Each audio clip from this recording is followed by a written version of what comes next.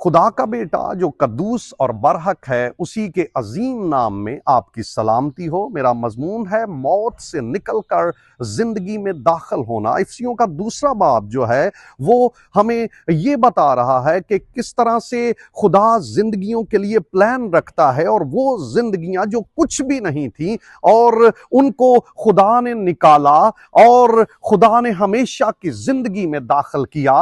اور یہ دوسرا باب افسیوں کا ہمیں یہ بتاتا ہے کہ اس سے پہلے کہ کوئی نجات پائے، اس کی زندگی نجات سے پہلے کیا ہے۔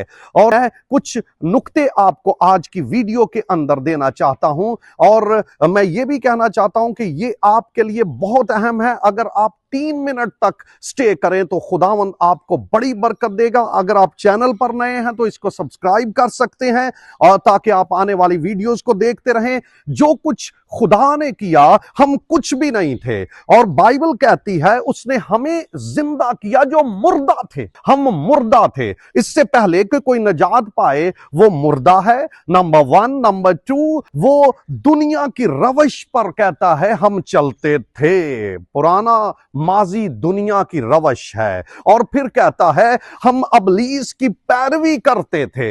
بدروحوں کی پیروی کرنا، نجات سے پہلے کی زندگی بدروحوں کی پیروی کے اندر ہوتی ہے۔ بہت دفعہ لوگ کہتے ہیں کہ ہم تو پہلے ہی بہت اچھے تھے۔ اس کا مطلب ہے نجات پائی نہیں ہے، کیونکہ پہلے ابلیس کی پیروی کرتے تھے اور جسم کی خواہشوں کو پورا کرتے تھے۔ اس کی دوسرے باب کی 13ویں اور 12ویں آیت کے اندر لکھا ہے کہ ہم وداؤٹ ہوپ تھے، نا امید تھے۔ اور پھر کہتا ہے اسرائیل کی سلطنت سے بھی خارج، اور عہدوں سے بالکل، خدا کے جو پرومس تھے ہم ان سے بھی بالکل خارج تھے۔ ہمارے پاس کچھ بھی نہیں تھا۔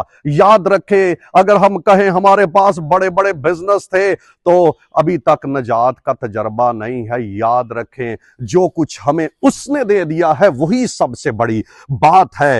اور مسیح سے جدا اور خدا سے ناواقف تھے۔ یاد رکھیے، یہ ہمارا ماضی ہے۔ اور خدا نے کیا کیا؟ خدا نے 3 کام کیے۔ اس نے ہم سے محبت کر کے ہم پر رحم کیا۔ نمبر 2، خدا نے ہم کو زندہ کر دیا۔